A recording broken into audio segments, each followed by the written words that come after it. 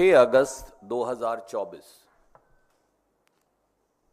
भारत के स्पोर्ट्स इतिहास में सदा सदा के लिए, युग युगांतर तक, सदियों तक लिखा जाएगा कि हिंदुस्तान की एक ऐसी बेटी विनेश फोगाट, जिसने 7 घंटे में प्री क्वार्टर, क्वार्टर फाइनल और सेमीफाइनल जीतकर इस देश का तिरंगा पेरिस ओलंपिक्स में रेसलिंग के मैदान में ऊपर फहरा दिया। यूवी ससाकी, जो दुनिया की रेसलिंग गोल्ड मेडलिस्ट है, जिसने पिछले 82 बाउट्स में, पिछले 82 बाउट्स में एक बाउट भी नहीं हारा, हिंदुस्तान की बेटी विनेश फोगाट को उसके सामने लाकर खड़ा कर दिया गया और विनेश फोगाट ने क्षणों में खेल के मैदान में खेल की भावना से उसको हराकर भारत के तिरंगे को लहरा दिया। विनेश फोगाट कुश्ती के मैट पर तो नहीं हारी, पर साजिश के मैट पर हार गई। विनेश फोगाट को स्पोर्ट्स की राजनीति की बलि चढ़ा दिया गया। आज देश के 140 करोड़ से अधिक लोग स्तब्ध हैं। कल 6 अगस्त को सब खुशी मना रहे थे।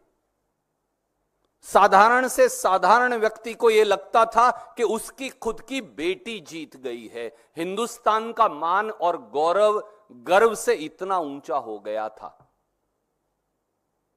हां, सत्ताधारी कुछ लोग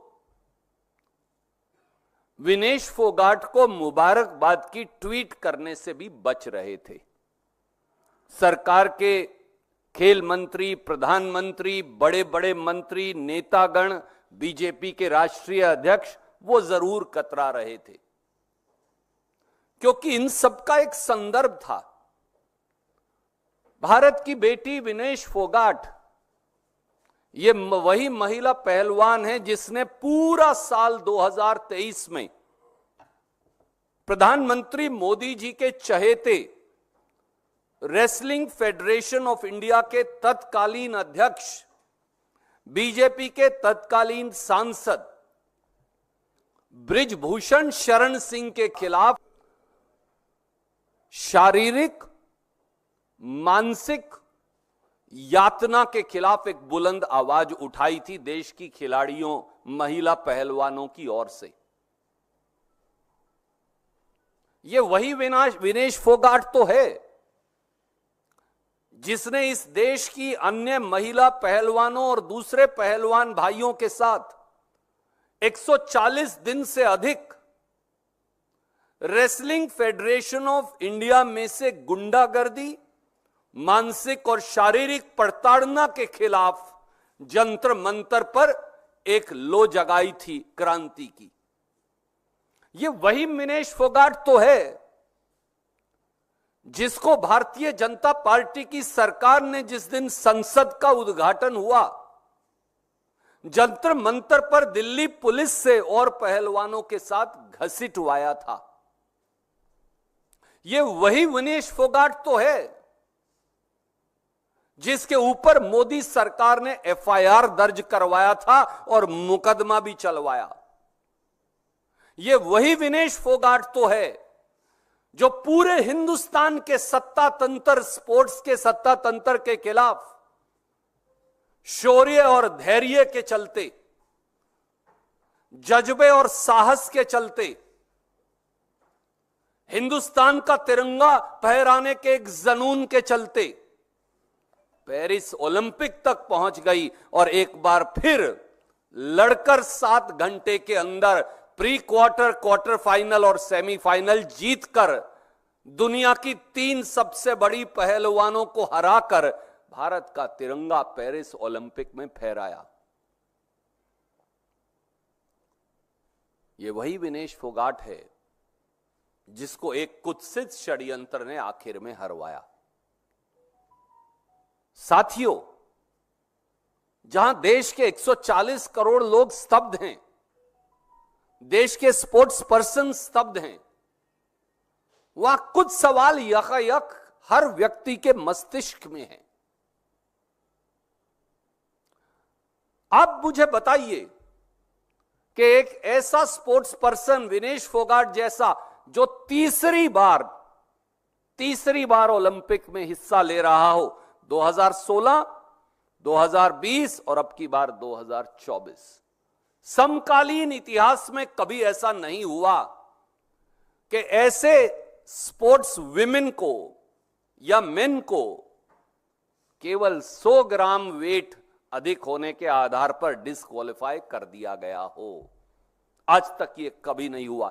वो पहली बार नहीं गई हिंदुस्तान की बेटी, वो तीसरी बार ओलंपिक में हिंदुस्तान का झंडा लेकर गई थी।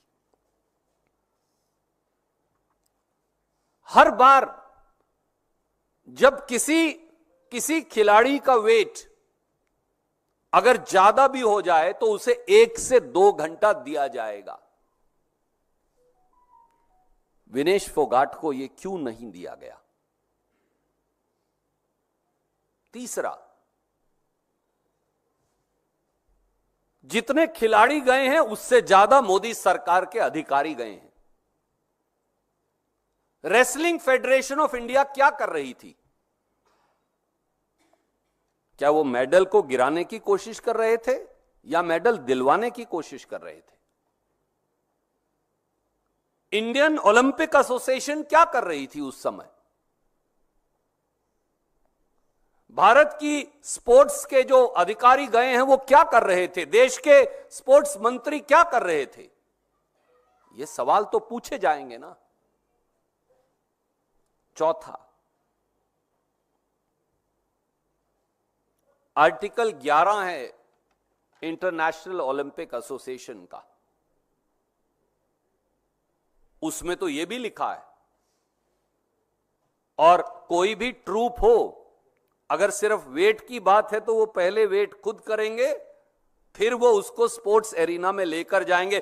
पहले दिन वेट ठीक था। हिंदुस्तान की बेटी विनेश फोगाट ने 1 नहीं 2 नहीं 3 बाउट्स जीते, वेट बिल्कुल ठीक था।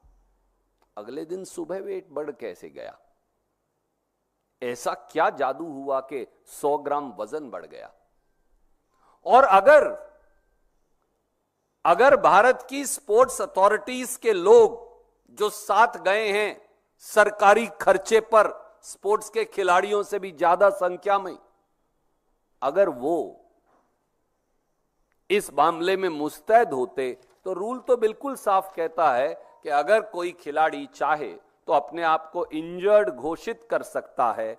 वो अगले दिन जाए ही ना तो एग्जिस्टिंग मेडल तो मिल ही जाएगा। तो हिंदुस्तान को तो सिल्वर मेडल रेसलिंग में फिर भी मिल जाता।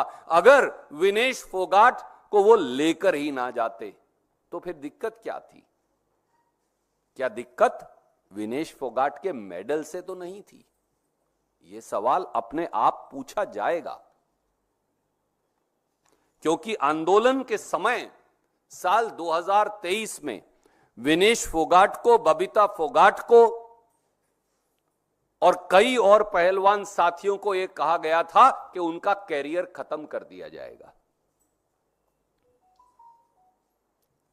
साथियों, देश इन सवालों का जवाब तो चाहता है, और देश ये जानना भी चाहता है कि कौन है वो जिससे विनेश फोगाट की जीत हजम नहीं हो रही थी। कौन है वो जिसने हिंदुस्तान की बेटी विनेश फोगाट की